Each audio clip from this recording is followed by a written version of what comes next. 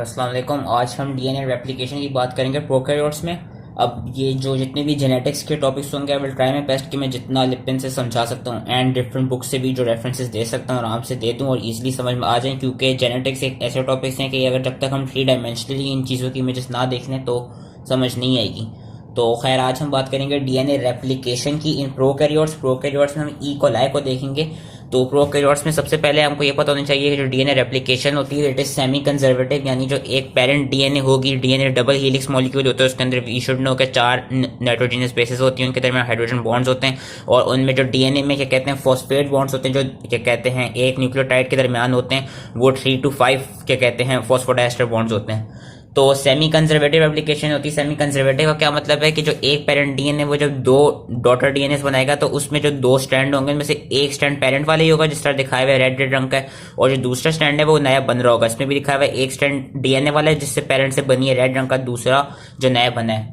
ठीक है। अब प्रोकैरियोट्स में क्योंकि ये कहते हैं सर्कुलर डीएनए होती है और ई कोलाई में भी ई कोलाई प्रोकैरियोट्स। अब जब डीएनए को इनिशिएट करना होता है तो इनिशिएशन के लिए हमें एक ये नहीं कि डीएनए जो डबल हीलिक्स है इसमें किसी कहीं से भी कहते हैं आप रेप्लिकेशन शुरू कर दें। एक डीएनए के अंदर एक स्पेसिफिक क्या कहते हैं वो होगा न्यूक्लियोटाइड सीक्वेंस होगा जो उसके लिए यूनिक होगा। उस स्पेसिफिक न्यूक्लियोटाइड सीक्वेंस में आपकी एडेनिन और थाइमिन वो वाली जो क्या कहते हैं नाइट्रोजनस बेसेस हैं वो सबसे ज्यादा होंगी। उस स्पेसिफिक न्यूक्लियोटाइड सीक्वेंस को हम कहते हैं ओरिजिन ऑफ रेप्लिकेशन या origin site. Origin of replication जो कि ORIC के नाम से होती है ई कोलाई में। ओरिजिन ऑफ रेप्लिकेशन का क्या मतलब है कि यहाँ से ओरिजिनेट होगी, यहाँ पे क्या कहते हैं आके एक प्रोटीन लगेगी। ये जिस तरह लिखा है कि ये ओरिजिन साइट है, ओरिजिन ऑफ रेप्लिकेशन है। अब यहाँ पे जिसको ओरिजिन क्यों कह रहे हैं, क्योंकि यहाँ पे एडेनिन और थाइमिन के ज्यादा क्या कहते हैं बॉन्ड्स होंगे। इस साइड पे बहुत छोटा सा सेगमेंट होगा लेकिन इस साइड पे एडेनिन और थाइमिन के बहुत ज्यादा बॉन्ड्स होंगे, तो ये क्या कहते हैं एक ओरिजिन साइट मिल गई। अब इस ओरिजिन ऑफ रेप्लिकेशन साइट में वहां से एडेनिन और थाइमिन के बॉन्ड्स को हम ब्रेक करेंगे, उन्हें मेल्ट करेंगे, वहां से अनवाइंड करेंगे। जब ये वहां से अनवाइंड हुई तो उस तरह थोड़ी सी खुल गई, तो और जब खुल गई फिर हम आगे देखेंगे आगे जितने भी क्या कहते हैं नाइट्रोजनस बेसिस के दरमियान जो भी हाइड्रोजन बॉन्ड्स हैं वो सारे बॉन्ड्स हम ब्रेक करेंगे और इस तरह फिर सिंगल स्ट्रैंडेड डीएनए बना रहे होंगे। डबल स्ट्रैंड से ये सिंगल स्ट्रैंड बन रहे होंगे और जो सिंगल स्ट्रैंड्स बन रहे हैं इन पे आके क्या कहते हैं न्यू न्यूक्लियोटाइड्स लग रहे होंगे जिससे क्या कहते हैं डीएनए की रेप्लिकेशन होगी। तो होता क्या है कि ओरिजिन ऑफ रेप्लिकेशन वाली साइट हमें मिल गई जो कि ORIC के नाम से थी ई कोलाई में। वहां पे क्या होंगे, वहां पे रिच शॉर्ट 88 सेगमेंट्स होंगे। अब होगा क्या, इनको खोलना कैसे है, यहाँ पे आके सबसे पहले आपकी एक इनिशिएटिंग प्रोटीन लगेगी जिसका नाम होगा DNA A। ये याद रखनी, सबसे पहले DNA A प्रोटीन आएगी जिसने रेप्लिकेशन को इनिशिएट कराने, वो उस ओरिजिन ऑफ रेप्लिकेशन वाली साइट पे आके लगेगी और वो एक प्री प्राइमिंग कॉम्प्लेक्स बनाएगी। प्री प्राइमिंग में बाद में समझा दूंगा क्या होता है। प्री प्राइमिंग कॉम्प्लेक्स वो बनाएगी, वो जो DNA A प्रोटीन होगी वहां पे आके लगेगी ओरिजिन ऑफ रेप्लिकेशन में 80 रिच बॉन्ड्स को तोड़ेगी। जब तोड़ेगी फिर क्या होगा, एक वो क्या कहते हैं छोटी सी खुली जगह मिल जाएगी। फिर आगे जाके जो जितनी भी ये सारे डीएनए के क्या कहते हैं जो नाइट्रोजनस बेसिस के दरमियान हाइड्रोजन बॉन्ड्स हैं, ये सारे फिर बॉन्ड्स कौन तोड़ेगा, इनके दरमियान जो हाइड्रोजन बॉन्ड्स हैं वो कौन तोड़ेगा, आएगा फिर डीएनए हेलिकेस। ये यहाँ इन्होंने दिखाया हुआ है कि लेट सपोज ये पहले एक डबल हीलिक्स स्ट्रक्चर था, ठीक है, डबल हीलिक्स या डबल क्या कहते हैं डबल मतलब हीलिक्स स्ट्रक्चर था। वहां पे क्या हुआ, सबसे पहले एक हमें कोई साइट मिल गई ओरिजिन ऑफ रेप्लिकेशन की, उधर डीएनए ए आई, डीएनए ए ने उसको थोड़ा सा खोला। अब आगे जितने भी हाइड्रोजन बॉन्ड्स हैं नाइट्रोजनस स्पेसिस के दरमियान वो कौन खोलेगा, वो खोलेगा आके डीएनए हेलिकेस। डीएनए हेलिकेस क्या कराता है, मैंने जिस तरह कहा डीएनए हेलिकेस जो है हाइड्रोजन बॉन्ड्स को ब्रेकअप कराता है जिससे 2 सिंगल स्ट्रैंड्स बन रहे होते हैं। डीएनए हेलिकेस का एक और नाम क्या होता है, डीएनए बी। डीएनए हेलिकेस को आप डीएनए बी भी कहते हैं। और एक और बात, डीएनए हेलिकेस ऐसी नहीं कि बस कहते हैं जैसे ही उसने देखा कि डीएनए खुल रही है तो फौरन आके लग गया। डीएनए हेलिकेस को भी एक हेक्सामेरिक प्रोटीन लेकर आती है उसके पॉइंट तक, और वो हेक्सामेरिक प्रोटीन कौन सी होती है, वो होती है डीएनए सी। तो हमें क्या पता चला, डीएनए बी जो कि हेलिकेस है उसको अपनी साइट तक आने के लिए कौन सी प्रोटीन रिक्वायर होती है, डीएनए सी। जब डीएनए सी होगी, डीएनए सी अपने साथ डीएनए बी को लेकर आएगी, यहाँ पे अटैच करेगी। फिर हेलिकेस के कहते हैं जो 2 डबल स्ट्रैंड्स हैं उनको सिंगल स्ट्रैंड में खोलेगा, अनवाइंड कराएगा। अनवाइंड कैसे कराएगा, हाइड्रोजन बॉन्ड्स को तोड़ेगा, और हाइड्रोजन बॉन्ड्स को तोड़ने के लिए उसको क्या चाहिए होगा, उसको चाहिए होगा एटीपी। एटीपी वो यूज करेगा एज एनर्जी सोर्स। अच्छा, ये खुल रही होगी तो साथ में जहां पे ओरिजिनेट हुई थी, जो ओरिजिन ऑफ रेप्लिकेशन वाली साइट थी, उधर आके एक और प्रोटीन लग जाएगी जिसका नाम होता है single stranded DNA binding protein या एसएसबी प्रोटीन। ये single stranded DNA binding proteins हैं, ये क्या कराती हैं, ये बेसिकली जो दो सिंगल स्ट्रैंड्स हैं इनको सेपरेटेड रखती हैं ताकि इनके दरमियान वापस हाइड्रोजन बॉन्ड्स ना बन जाए, फिर से डबल स्ट्रैंडेड डीएनए मॉलिक्यूल ना बन जाए, क्योंकि अगर डबल स्ट्रैंडेड बन जाएगा तो रेप्लिकेशन रुक जाएगी। दूसरा क्या कराती हैं, ये एक तो सेपरेट कराती हैं, साथ में ये एक्सोन्यूक्लियसिस की एक्टिविटी से जो दोनों सिंगल स्ट्रैंडेड डीएनए के मॉलिक्यूल्स हैं उनको बचाती हैं कि कोई एक्सोन्यूक्लियस आके इन दोनों सिंगल स्ट्रैंडेड डीएनए मॉलिक्यूल्स को क्लीव ना कर दे, हाइड्रोलाइज ना कर दे, जिससे अगेन रेप्लिकेशन फिर रुक जाएगी। तो ये पूरा प्रोसेस होता है। डीएनए ने ओरिजिन ऑफ रेप्लिकेशन में क्या कहते हैं 80 रिच सेगमेंट्स को मेल्ट किया, फिर उसके बाद ये छोटा सा खुल गया, फिर जितने भी हाइड्रोजन बॉन्ड्स हैं ये कैसे खोले, ये खोले डीएनए हेलिकेस ने खोले, हेलिकेस खोल रहा है, हेलिकेस को डीएनए सी चाहिए थी और जिधर से खोला था वहां पे single stranded DNA binding proteins लग गई ताकि दोनों स्ट्रैंड्स सेपरेटेड रहें और वहां पे कोई एक्सोन्यूक्लियस आके इनको तोड़ ना सके। अब होगा क्या, जब हेलिकेस अपना काम कर रहा होगा तो इसके आगे को जाके आगे को या कभी कभी पीछे को कुछ सुपर कॉइल्स बन जाते हैं, उनको हम पॉजिटिव कहते हैं या नेगेटिव कहते हैं। अगर तो वो जिधर से खुल रही है डीएनए उससे आगे को कोई कहते हैं सुपर कॉइलिंग हो रही है तो उसको कहेंगे हम पॉजिटिव, और अगर इस ओपनिंग से पहले कोई सुपर कॉइलिंग होगी तो उसको हम कहेंगे negative super coiling. Super coiling basically क्या होती है कि जो डबल हीलिक्स डीएनए का स्ट्रक्चर है वो खुद आपस में क्या कहते हैं डबल फोल्डिंग क्या कहते हैं, हाँ, जो खुद डबल हीलिक्स स्ट्रक्चर है वो खुद आपस में फोल्ड हो रहा है, जिसकी वजह से क्या हो रहा है, ये कॉइल्स बन रहे हैं। ये सुपर कॉइल्स जब बन जाएंगे तो इससे होता एक मसला क्या आता है, उससे एक मसला ये आता है कि डीएनए हेलिकेस अपना काम नहीं कर पाता, इन कॉइल्स को नहीं खोल पाता, इन डबल हीलिक्स को सिंगल स्ट्रैंड में नहीं कन्वर्ट कर पाता, जिसकी वजह से रेप्लिकेशन रुक सकती है। तो इस सुपर कॉइलिंग के मसले को हल करने के लिए हमारे क्या कहते हैं एनवायरमेंट में नेचर ने दो और एंजाइम्स रखे हैं, टाइप 1 डीएनए टोपोआइसोमेरेसिस और टाइप 2 डीएनए टोपोआइसोमेरेसिस। जो टाइप 1 डीएनए टोपोआइसोमेरेसिस है उसका काम क्या है कि वो ये जो डबल क्या कहते हैं हीलिक्स आपस में फोल्ड होकर सुपर कॉइल बना दिया है तो इनमें से किसी भी एक स्ट्रैंड में वो निक ऐड करेगा। निक क्या क्या मतलब होता है कि वो किसी भी एक स्ट्रैंड को इन दोनों में से ये जो दो डबल हीलिक्स स्ट्रक्चर है किसी भी एक स्ट्रैंड को आके तोड़ देगा टेम्पररीली। जब वो टूटेगा तो उससे होगा क्या, खुद ब खुद ही ये वाला जो सुपर कॉइल बना है ये वापस क्या कहते हैं लीनियर बन जाएगा। ये देख सकते हैं सुपर कॉइल खुद ब खुद खत्म हो जाएगा। जब सुपर कॉइल खत्म हो जाएगा तो वो डीएनए टोपो आइसोमेरेसिस क्या करेगा, टाइप 1 वाला उस वो जो उसने टेम्पररीली तोड़ा था, एक निक बनाया था, उसको वापस सील कर देगा। और इस तोड़ने और सील करने की वजह से हम यहाँ पे एक चीज देख सकते हैं कि यहाँ पे एनर्जी जो है उसको एटीपी के फॉर्म में नहीं मिलती। ये वाला एंजाइम एटीपी के फॉर्म में एनर्जी इसलिए नहीं लेता क्योंकि ये जो निक बना रहा होता है, जो बेसिकली तोड़ रहा होता है, ये तोड़ता कैसे न्यूक्लियोटाइड सीक्वेंस को कि एक फॉस्फेट ग्रुप वहां से ले लेता है जिससे न्यूक्लियोटाइड का सीक्वेंस टूट जाता है छोटी सी देर के लिए। फिर जब सुपर कॉइलिंग खत्म हो जाती है वापस अपना डबल हीलिक्स स्ट्रक्चर आ जाता है नॉर्मल वाला, तो वही जो फॉस्फेट ग्रुप उसने तोड़ा था उसी फॉस्फेट ग्रुप को वो यूज करके वापस उसमें ऐड कर लेता है और उसी फॉस्फेट ग्रुप को वो एज एनर्जी यूज करता है जिससे निक सील हो जाता है। और आपका टाइप 1 डीएनए टोपोआइसोमेरेसिस क्या कराते हैं, ई कोलाई की हम बात करें, ई कोलाई में उसमें उसकी खास बात ये कि वो सिर्फ ई कोलाई में नेगेटिव सुपर कॉइल्स यानी इस खुलने वाली जगह से जो पीछे कॉइल्स बनने होंगे सिर्फ उनको खोल सकता है। बाकी अदर प्रोकैरियोट्स में क्या करता है टोपो 1 आइसोमेरेस कि आपका टोपो 1 आइसोमेरेस जो है ई कोलाई में तो सिर्फ नेगेटिव सुपर कॉइल्स को खोलेगा, बाकी प्रोकैरियोट्स में वो दोनों पॉजिटिव और नेगेटिव दोनों सुपर कॉइल्स को ये कहते हैं खत्म करके उनको डबल हीलिक्स स्ट्रक्चर में बना सकता है।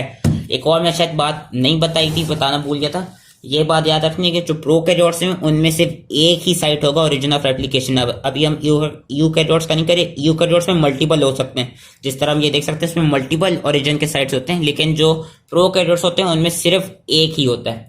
ठीक है, अच्छा ये खुल रहा है, ये टोपो 1 आइसोमेरेस का फंक्शन था। टोपो डीएनए टाइप 2 टोपो आइसोमेरेस का फंक्शन क्या होता है, उसका भी फंक्शन यही होता है कि उसने सुपर कॉइलिंग को खत्म करनी है ताकि डीएनए हेलिकेस अपना नॉर्मल फंक्शन कर सके और ताकि डीएनए रेप्लिकेशन हो सके। लेकिन टाइप 1 इसमें टाइप 1 को 1 से याद रखना है कि वो सिर्फ एक निक बना रहा है। टाइप 2 क्या करेगा, वो दोनों स्ट्रैंड में निक्स बनाएगा। टाइप 1 सिर्फ एक स्ट्रैंड को क्या कहते हैं तोड़ रहा है, किसी भी एक स्ट्रैंड को तोड़ेगा। टाइप 2 दोनों स्ट्रैंड्स को तोड़ेगा, जिसकी वजह से क्या होगा कि ये कहते हैं टाइप 2 की खास बात ये कि वो दोनों पॉजिटिव और नेगेटिव सुपर कॉइल्स को ब्रेक कर सकता है, वापस अपने स्ट्रक्चर में ला सकता है। और टाइप 2 एटीपी यूज करता है, टाइप 1 वाला एटीपी यूज नहीं करता क्योंकि वो जिस फॉस्फेट ग्रुप को रिमूव कर रहा है वापस उसी को यूज करके कहते हैं निक सील कर रहा है। वेयर जो टाइप 2 है जिसका एक और नाम होता है डीएनए गायरेस, डीएनए गायरेस क्या करते हैं एटीपी यूज करता है और वो दोनों स्ट्रैंड्स में निक्स डालता है, दोनों स्ट्रैंड्स को वो टेम्पररी ब्रेक करता है। और टाइप 2 की एक और खास बात क्या है कि वो खुद से नेगेटिव सुपर कॉइल ऐड कर सकते हैं। मतलब समझो कि कोई भी ये डीएनए है, इसमें एक पॉजिटिव सुपर कॉइल है, तो टाइप 2 डीएनए क्या करेगा कि या तो इस पॉजिटिव को खत्म कर देगा या वो इस डीएनए मॉलिक्यूल के अंदर एक नेगेटिव सुपर कॉइल ऐड कर देगा। नेगेटिव सुपर कॉइल ऐड करने से क्या होगा कि जो पॉजिटिव सुपर कॉइल था वो नेगेटिव के साथ न्यूट्रलाइज हो जाएगा, जिससे खुद ब खुद जो दोनों सुपर कॉइल्स हैं वो खत्म हो जाएंगे। तो टोपोइसोमरेसिस का आपने ये फंक्शन याद रखना है कि ये बेसिकली जितनी भी सुपर कॉइलिंग हो रही है जो कि हेलिकेज का एक्शन प्रिवेंट कर सकते हैं, उनको ये खत्म करा रहा है। ठीक है, अब डीएनए ए आई की उसने ओरिजिन ऑफ रेप्लिकेशन पे अटैच किया। ये मैं बार बार रिपीट इसलिए कर रहा हूँ ताकि होपफुली याद हो जाए। ओरिजिन ऑफ रेप्लिकेशन पे अटैच किया उसने, थोड़ा खोल लिया एटीरेट सेगमेंट्स को, फिर हेलिकेज आए और सिंगल स्ट्रैंडेड बाइंडिंग प्रोटीन्स आई, उन्होंने अटैच हो गई ताकि सिंगली क्या कहते हैं स्ट्रैंड रहे। और सिंगल स्ट्रैंड क्यों रहे, हम डबल में भी कर सकते थे लेकिन इसलिए रहे क्योंकि जो डीएनए पॉलीमरेज है उसकी खास बात और स्पेसिफिक बात यह कि वो सिर्फ सिंगल स्ट्रैंडेड डीएनए पे ही एक्ट कर सकता है, वो डबल स्ट्रैंडेड डीएनए पे एक्ट नहीं कर सकता। इसीलिए हम ये सारा प्रोसेस कर रहे हैं, इसीलिए हम डीएनए को खुलवा रहे हैं ताकि डीएनए पॉलीमरेज फिर बाद में आके अभी जो हम फंक्शंस के पढ़ेंगे वो फंक्शंस कर सके और न्यू न्यूक्लियोटाइड्स आके अटैच कर सके ताकि फिर डीएनए का मॉलिक्यूल वापस बन जाए जो कि नए स्ट्रैंड्स करेगा। एक तो पेरेंट ही होगा और एक नया स्ट्रैंड बन रहा होगा। ठीक है, तो ये हो गई। और एक और खास बात इसमें हम ये देख सकते हैं ये क्या बन रहा है, ये चीज जब ये क्या कहते हैं हेलिकेज खोल रहे होते हैं तो इस चीज का नाम कहते हैं, इस वाई शेप फिगर का नाम होता है रेप्लिकेशन फोर्क। रेप्लिकेशन फोर्क, ये वाला फोर्क, ये बेसिकली बिल्कुल ऐसा ही है कि लेट सपोज करो कि इसके जो दो कोने हैं ये दो डीएनए के स्ट्रैंड्स हैं जो कि अब सिंगल स्ट्रैंड बन गए। ये इन दो जो मिडल में इनको लेट्स इमेजिन करें कि ये नहीं है, सिर्फ ये दो वाले हैं, ये एक फोर्क है, तो ये एक स्ट्रैंड होगा, ये दूसरा स्ट्रैंड होगा और यहाँ पीछे डबल हेलिक्स मॉलिक्यूल है और ये क्या कहते हैं इस तरह करके, मतलब यूं करके इन्हें समझाना थोड़ा मुश्किल है पर इस तरह खुले जा रहा है और रेप्लिकेशन फोर्क इस तरह आगे जाए जा रहा है। ठीक है, रेप्लिकेशन फोर्क इस तरह आगे जाए जा रहा है तो अब होगा क्या, इस वाले स्ट्रैंड पे भी न्यू न्यूक्लियोटाइड्स आके अटैच हो रहे होंगे और इस वाले पे भी न्यू न्यूक्लियोटाइड्स आके अटैच हो रहे होंगे। जो स्ट्रैंड रेप्लिकेशन फोर्क वाली डायरेक्शन में क्या कहते हैं बन रहा होगा उसको हम कहेंगे लीडिंग स्ट्रैंड और जो उससे अलग वाली डायरेक्शन में बन रहा होगा उसको हम कहेंगे लैगिंग स्ट्रैंड। ये मैं आपको समझाता हूँ इसके थ्रू। बेसिकली ये वाली इमेजिंग मोस्ट इंपॉर्टेंट होगी। डीएनए हेलिकेज जिस तरह ये खोल रहा है, लेट्स सपोज के ओरिजिनली जो प्रोटीन जो डीएनए थी वो थी ये कि उसमें क्या कहते हैं एक ऑरेंज और एक ये रेड क्या कहते हैं दो डीएनए के हेलिक्स था। हेलिकेज ने खोला, एक ऑरेंज सिंगल स्ट्रैंड बना दी और एक रेड सिंगल स्ट्रैंड बना दी।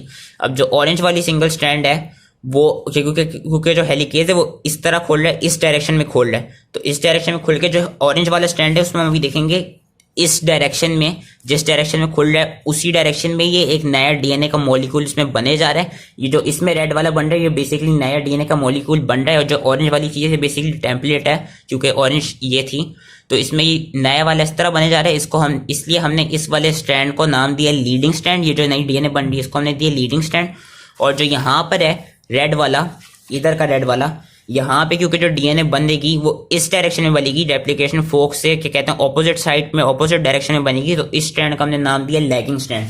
तो ये दो स्ट्रैंड्स होते हैं लीडिंग एंड लैगिंग स्ट्रैंड। ये मैं क्यों बता रहा हूँ, ये मैं इसलिए बता रहा हूँ क्योंकि क्या कहते हैं अभी हम देखेंगे, अब बल्कि अभी हम देख लेते हैं डीएनए पॉलीमरेज की एक्टिविटी। ये इस तरह इन्होंने दिखाया हुआ है। बेसिकली ये जो चीज इन्होंने दिखाई हुई है ना, ये इस इमेज का एक हाफ दिखाया हुआ है। ये वाला क्या कहते हैं हम कह सकते हैं इसमें, हाँ ये वाला हाफ दिखाया हुआ है, इस पूरे को नहीं दिखाया हुआ। ये बेसिकली पूरा डीएनए का मॉलिक्यूल होगा लेकिन ये एक साइड से खुल गया तो उन्होंने यही स्ट्रैंड हाफ दिखाया हुआ है कि अब इसके दो स्ट्रैंड्स बन गए, ये दो स्ट्रैंड्स इसके बन गए हैं। अब जो इस साइड पे बन रहा है क्योंकि इस डायरेक्शन में खुल रही है वो है लीडिंग और जो इसमें है वो है लैगिंग। अब होता क्या है, डीएनए पॉलीमरेज की मैंने खास बात बताई थी कि वो सिर्फ सिंगल स्ट्रैंडेड डीएनए पे क्या कहते हैं ऐड कर सकता है।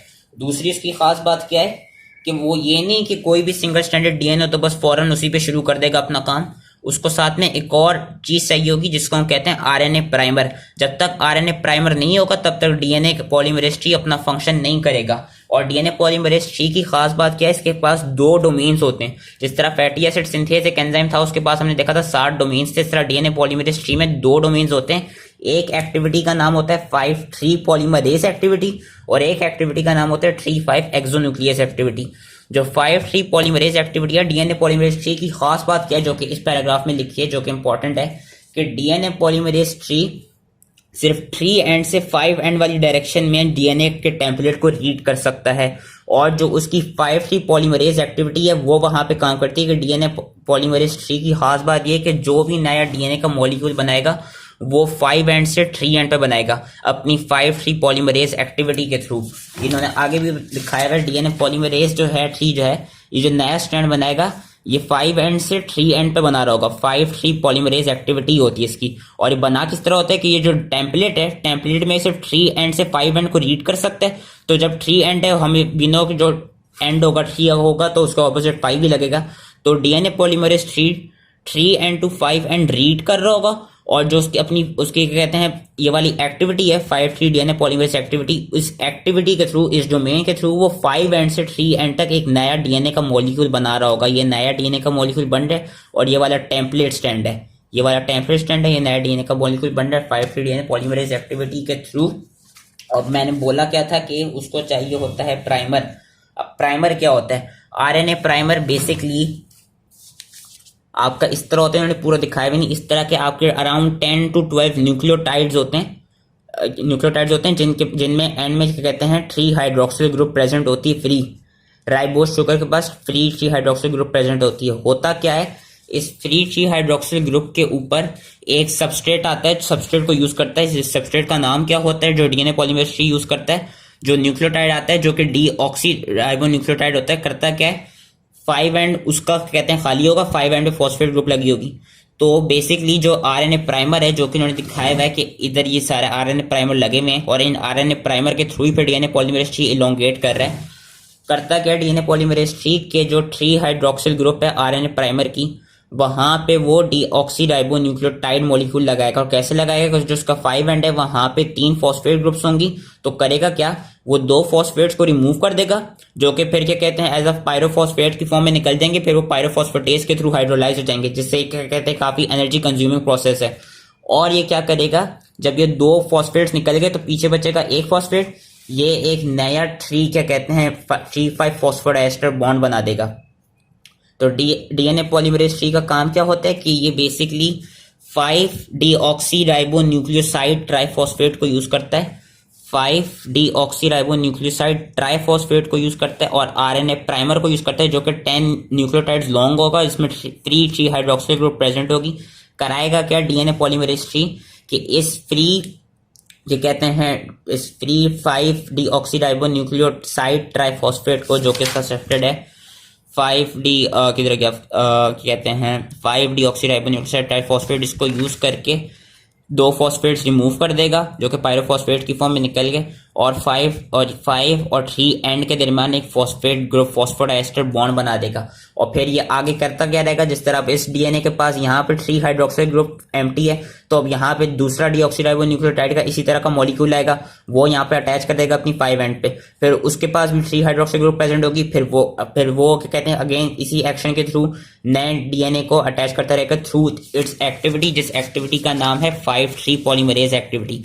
ये बेसिकली यही दिखाया है कि इसने सबसे पहले 5 एंड पे थाइमीन लगा दी। अब 5' पॉलीमरेज एक्टिविटी के थ्रू करके रहे जो 5 एंड पे फॉस्फेट्स हैं, 2 फॉस्फेट्स निकले जा रहे हैं, ये 2 फॉस्फेट्स निकले जा रहे हैं, पहले 3 होते थे तो 2 फॉस्फेट निकल रहे तो एक बचा है, फिर एक फॉस्फेट और जो नया डीऑक्सीराइबोन्यूक्लियोटाइड आया था, जो नया डीऑक्सीराइबोन्यूक्लियोटाइड है उसके पास भी हम देख सकते हैं कि 3 क्या कहते हैं सॉरी जो प्रीवियस जो ऑलरेडी अटैच हो चुका है उस पर भी हम देख सकते हैं कि उसकी जो 3 ग्रुप है हाइड्रोक्सी ग्रुप है वो फ्री है, तो यहाँ पे वो नया फॉस्फेट बॉन्ड बना देगा। इस तरह इसकी 5' पॉलीमरेज एक्टिविटी क्या कहते हैं अपना फंक्शन परफॉर्म कर रही है कि जो 5 एंड है वहां से अब आगे जितने भी मॉलिक्यूल्स लग रहे हैं ये ट्रू 5' पॉलीमरेज एक्टिविटी लग रहे हैं। 3,5 फॉस्फोडाइस्टर बॉन्ड बन रहा है, इनमें 3,5 फॉस्फोडाइस्टर बॉन्ड बन रहा है और 5 एंड से लेकर 3 एंड पे बनता है, तो इसलिए 5' पॉलीमरेज एक्टिविटी है। याद रखना है कि डीएनए में 3 to 5 क्या कहते हैं फॉस्फोडाइस्टर बॉन्ड होता है जो कि यहाँ भी बना है 3 to 5 फॉस्फोडाइस्टर बॉन्ड होता है, 3 to 5 फॉस्फोडाइस्टर बॉन्ड। लेकिन ये बंद किस डायरेक्शन में रहा होता है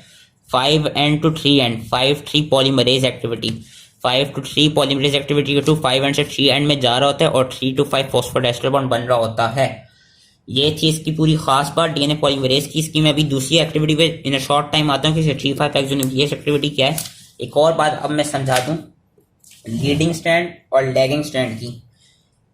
जो मैंने अभी चीज बोली है पिछले I don't know I think 5-10 minutes में, वही चीज का कॉन्सेप्ट बना लें। मैं क्या कहते हैं डीएनए पॉलीमरेज 3 का, मैंने क्या कहा कि वो 3 एंड से 5 एंड को रीड करता है, 5 एंड टू 3 एंड 3 एंड से 5 एंड को रीड करता है और वहां पे अपनी 5' पॉलीमरेज के थ्रू 5 एंड से 3 एंड पे नए न्यूक्लियोटाइड्स अटैच कर रहा होता है। इसलिए लीडिंग स्ट्रैंड में ये लेट सपोज ये जो लीडिंग स्ट्रैंड है, लीडिंग स्ट्रैंड का जो एंड होगा वो होगा 3 एंड, और जो लैगिंग स्ट्रैंड है उसका एंड होगा 5 एंड। कांटे के थ्रू समझा देता हूँ क्योंकि it is our application 4। Let suppose कि ये वाला जो स्ट्रैंड है ये है लीडिंग, और ये कहते हैं ये वाला टेम्पलेट, मतलब टेम्पलेट है लीडिंग के लिए और ये वाला टेम्पलेट है लैगिंग के लिए। तो इसका जो ये चीज होगी जिन्होंने यहाँ दिखाई हुई, जो ये वाला एंड होगा ना, ये होगा 3 and. DNA polymerase let suppose के कहते हैं ये मेरा पेन है, ये पार्ट है, ये डीएनए पॉलीमरेज है, ये आके यहाँ पे अटैच हुआ 3 एंड पे। अब वो क्या करेगा, 5 to 3 पॉलीमरेज एक्टिविटी के थ्रू इजीली यहाँ पे फिर 5 to पॉलीमरेज एक्टिविटी के थ्रू नया स्ट्रैंड बनाता रहेगा, जो उन्होंने यहाँ पे दिखाया हुआ है। ये ऑरेंज सी चीज से टेम्पलेट यूज हुआ है, ये ऑरेंज डीएनए। आरएनए प्राइमर यहाँ पे आके लगा, प्राइमर जब लग गया, क्योंकि 3 एंड था तो प्राइमर 5 एंड का लगा। जब प्राइमर लग गया फिर हुआ क्या, डीएनए पॉलीमरेज ने आराम से अपनी क्या कहते हैं 5 to 3 पॉलीमरेज एक्टिविटी के थ्रू, क्योंकि वो 3 to 5 एंड रीड करता है, तो वो 3 to 5 एंड रीड करता रहेगा और 5 to 3 पॉलीमरेज एक्टिविटी के थ्रू नया डीएनए का मॉलिक्यूल बना रहा है, एक डॉटर सेल बन रही है। इसलिए लीडिंग स्ट्रैंड वाली कॉन्टिन्यूस होती है, और इसलिए लीडिंग स्ट्रैंड में सिर्फ एक आरएनए प्राइमर रिक्वायर्ड होता है, क्योंकि जो उसका एंड होता है वो होता है 3 एंड है। तो डीएनए पॉलीमरेज आराम से आ जाता है, आराम से उसको रीड कर लेता है और फिर आराम से अपना डीएनए का मॉलिक्यूल बना रहा होता है। लेकिन लैगिंग स्ट्रैंड में क्या मसला आता है, लैगिंग स्ट्रैंड का जो एंड है वो है 5 एंड। अब 5 एंड है तो ऑब्वियसली क्या कहते हैं, ये 3 एंड है, तो ये वाला एंड हो गया 5 एंड। जब ये वाला एंड हो गया 5 एंड तो ये वाला एंड हो गया 3 एंड। अब ये 3 to 5 अगेन बनेगा, अगेन आरएनए प्राइमर आया और 3 to 5 बनेगा। लेकिन यहाँ पे क्योंकि एंड में 5 एंड है ना, और क्या कहते हैं 3 to 5 बनना होता है 5 to 3 पॉलीमरेज एक्टिविटी के थ्रू, इसीलिए लैगिंग स्ट्रैंड में क्या कहते हैं एक आरएनए प्राइमर नहीं यूज होता, डिसकंटिन्यूअस यहाँ पे डीएनए की रेप्लिकेशन होती है और यहाँ पे मल्टीपल प्राइमर्स आके लगते रहते हैं। ये हम देख सकते हैं मल्टीपल प्राइमर्स आके लग रहे होते हैं, और मल्टीपल प्राइमर्स लग के फिर क्या कहते हैं एक प्राइमर दूसरे प्राइमर तक लगेगा, दूसरा प्राइमर तीसरे प्राइमर तक लगेगा, इस तरह करके शॉर्ट से फ्रेगमेंट्स बन रहे होते हैं। यहाँ पे प्रॉपर डीएनए नहीं बन रही होती। उन फ्रेगमेंट्स का नाम क्या होता है, उन फ्रेगमेंट्स का नाम होता है ओकाजाकी फ्रेगमेंट्स। ये शॉर्ट ओकाजाकी फ्रेगमेंट्स लग रहे हैं, और यहाँ पे क्या कहते हैं क्योंकि ये एंड 3 है तो ये एंड तो हो गया 5 ऑरेंज वाले का, ये 5 हो गया, तो रेड वाले का ये 3 एंड हो गया, रेड वाले का ये एंड 3 एंड है और ये एंड 5 एंड है। पॉलीमरेज आया 3 एंड उसने रीड किया, उसने रीड 3 to 5 भी करना है, लेकिन उसने सिंस 5 से 3 पॉलीमरेज एक्टिविटी यूज करनी है, तो होगा क्या, वहां पे वो शॉर्ट फ्रेगमेंट्स के थ्रू अपनी क्या कहते हैं डीएनए बना रहा होगा, और इसलिए यहाँ पे ज्यादा आरएनए प्राइमर्स चाहिए होगा। I hope this is easily understandable. Okazaki fragments होंगे। एक और चीज मैं बताना भूल गया था, ये जो प्राइमर्स है ये आते कहाँ से, ये लाता है प्राइमेस। प्राइमेस एक एंजाइम होता है जिसका एक और नाम होता है डीएनए जी। अब तक जो हमने पढ़ी है डीएनए ए पढ़ी है जो कि इनिशिएटिंग थी ओरिजिनल एप्लीकेशन पे, डीएनए बी जिसका नाम हेलिकेस है, और डीएनए सी जो कि हेलिकेस को ला रहा था। अब है डीएनए जी प्राइमेस। प्राइमेस आएगा और आके बना देगा प्राइमोसोम, और वो प्राइमोसोम ही आरएनए फ्रेगमेंट्स बना रहा होता है। मैंने शुरू में कहा था कि जो डीएनए ए थी वो बनाएगा प्री प्राइमिंग कॉम्प्लेक्स, तो जिधर से वो खोलते हैं ना उस जगह को प्री प्राइमिंग कॉम्प्लेक्स कहते हैं। प्री प्राइमिंग से पहले वाला प्री प्राइमिंग कॉम्प्लेक्स। लेकिन जैसी प्राइमेस आके लगता है वहां पे और आरएनए प्राइमर्स बनाना सिंथेसाइज करता है, तो उस प्री प्राइमिंग कॉम्प्लेक्स का नाम कन्वर्ट हो जाता है प्राइमोसोम में, फिर वो चीज बन जाती है प्राइमोसोम। और प्राइमोसोम क्या करता है, ये डिफरेंट आरएनए प्राइमर्स बना रहा होता है ताकि वहां पे आके डीएनए पॉलीमरेज 3 आए और अपना फंक्शन कर सके। इस तरह के कहते हैं इलोंगेशन होती रहेगी पूरे डीएनए के मॉलिक्यूल में। लीडिंग स्ट्रैंड के लिए एक ही चाहिए होगा क्योंकि वो कंटिन्यूसली हो जाएगी, लेकिन लैगिंग के लिए since it's opposite and is 5 and, तो वहां पे शॉर्ट फ्रेगमेंट्स बनने होंगे जिनको हम कहते हैं ओकाजाकी फ्रेगमेंट्स। ये हो गई बात। अब डीएनए पॉलीमरेज 3 की 2 एक्टिविटीज थी मैंने कही थी, एक तो 5 to 3 जिसकी हमने अभी बहुत डिटेल में पढ़ लिया, एक और एक्टिविटी होती है 3-5 एक्सोन्यूक्लियस एक्टिविटी। मैंने कहा कि 5 to 3 पॉलीमरेज के थ्रू ये बना तो 5 से 3 एंड पर आए, लेकिन जो डीएनए में फॉस्फोडाइस्टर बॉन्ड्स होते हैं वो होते हैं 3 to 5 में। तो और ये भी जो फॉस्फोडाइस्टर बॉन्ड्स बन रहे हैं ये बन रहे हैं 3 to 5 एंड फॉस्फोडाइस्टर बॉन्ड।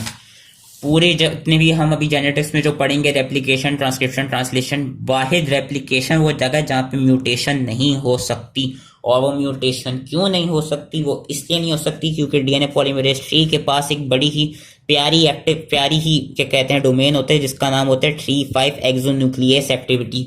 ये 3,5 एक्सोन्यूक्लियस एक्टिविटी कराती क्या है कि अगर ऐसा हो कोई गलत न्यूक्लियोटाइड आके लग जाए तो वो उसको, क्योंकि फॉस्फोडाइस्टर बॉन्ड 3 to 5 एंड पे लगते हैं, तो इसीलिए वो 3 to 5 एक्सोन्यूक्लियस एक्टिविटी के थ्रू उस फॉस्फोडाइस्टर बॉन्ड को ब्रेक करेगी और उस गलत न्यूक्लियोटाइड को हटा देगी।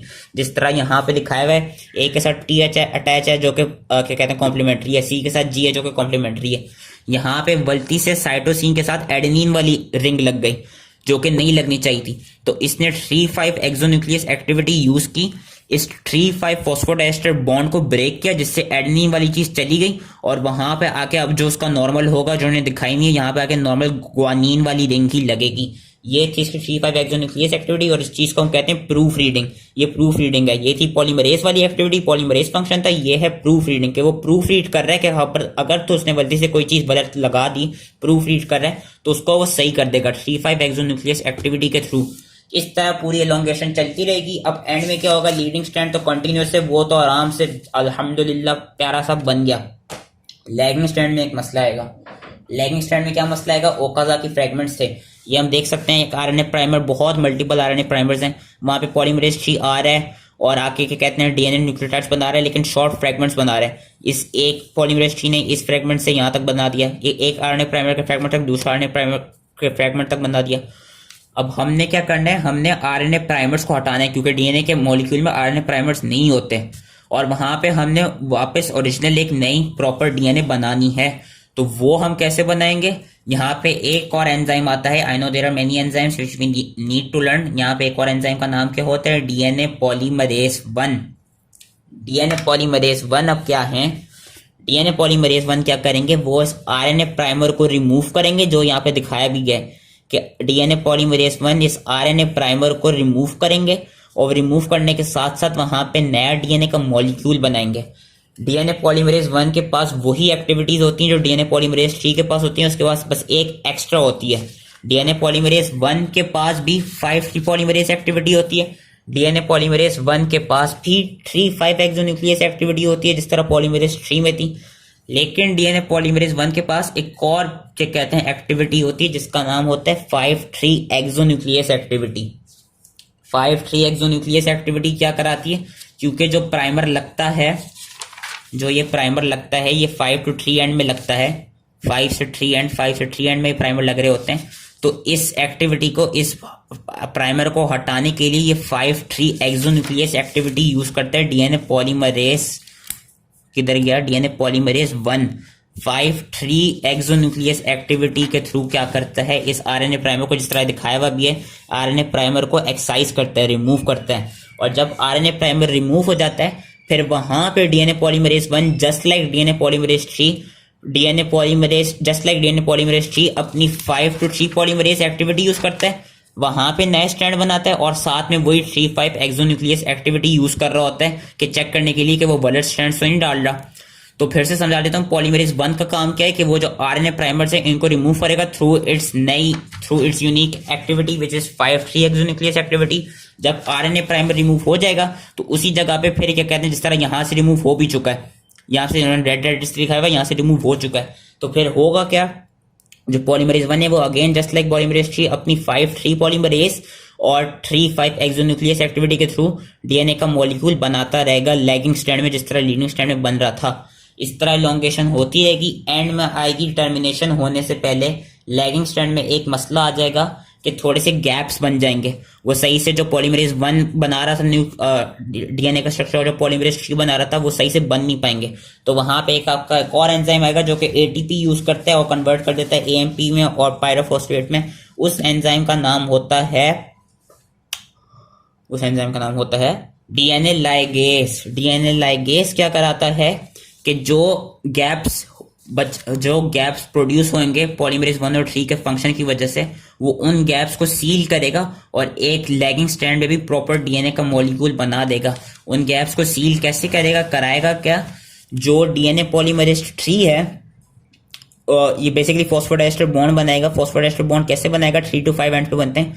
पॉलीमरेज 3 का काम क्या था कि 5 एंड से 3 एंड पे आ रही थी, तो उसकी जो final phosphate linkage between the 5 phosphate group on the DNA synthesized by DNA polymerase 3 and the 3 hydroxyl group on DNA made by DNA polymerase 1 is catalyzed by DNA ligase। Basically ये कर क्या रहा होता है कि जो आरएनए प्राइमर था 5 and वहां पे 5 एंड था, तो जो डीएनए पॉलीमरेज वो आया था 5 एंड था, तो उधर के कहते हैं 3-5 एक्सोन्यूक्लियस एक्टिविटी आई थी, वहां पे 3 हाइड्रोक्सिल ग्रुप बनी थी, डीएनए पॉलीमरेज 1 थी, और क्या कहते हैं जो 5 एंड पीछे पीछे से जो डीएनए बन रही थी, क्योंकि ये क्या कहते हैं मैं अगेन 3 डायमेंशनली दिखा नहीं सकता, लेकिन ये प्राइमर्स आपस में अटैच हो रहे होते हैं, जो न्यूक्लियोटाइड्स बन रहे होते हैं ना, तो जो पीछे वाली जो कहते हैं 5 ग्रुप जो होती है पॉलीमरेज 3 के पास, उस 5 ग्रुप को वो 3 ग्रुप के साथ बाइंड करा देता है। 3 ग्रुप किसकी होती है? 3 ग्रुप होती है डीएनए पॉलीमरेज 1 की।